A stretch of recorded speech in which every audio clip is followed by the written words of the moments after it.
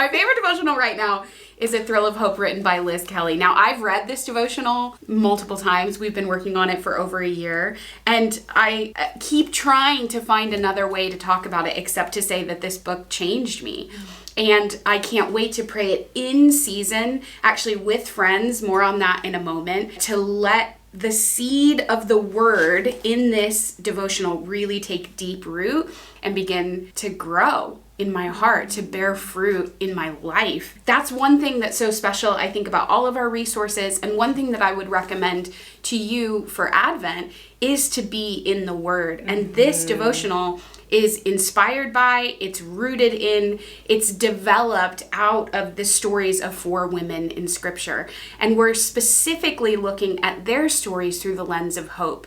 They're wrestling with hope. They're abandoning hope. They're reclaiming and living and triumphing in hope. Looking to Our Lady as an example of hope, a bearer of hope. Literally, Jesus Christ born into the world, who is our hope. So being rooted in a resource, particularly one that is scripture-based, A Thrill of Hope, will really help you to keep your eyes on Jesus in your prayer chair at a certain time for all 4 weeks of Advent. Yes. I think what's so helpful for me to have a resource as I'm spending this time with the Lord in prayer at 4:30 or 5 in the morning is that there's something to really get me started. Sometimes, especially if you're doing it in the early morning or late in the evening, or really any time, there can be a million things on our mind. And it's really hard to slow it down to use that act of will to be like, okay, Lord, I'm going to focus. And that's not to say the Lord doesn't want to be in all of those things that are spinning in your mind. He wants to be there with you. But also, it's really beautiful to have a resource, a good resource, scripture especially, that helps you get into prayer and get into your time with the Lord. So I'm really excited to use this as well this Advent season. And really pumped because I love and have loved for 10 plus years now that Blessed Is She resources can be used in a small group. Small groups are really special to my heart. I was just at a group last night, and it's just so good to walk with women, to talk to women about your prayer and your life and what God is doing, praise reports or difficulties or sufferings, and to have other women in our lives who continue to walk with us through all of that. And so with A Thrill of Hope, Beth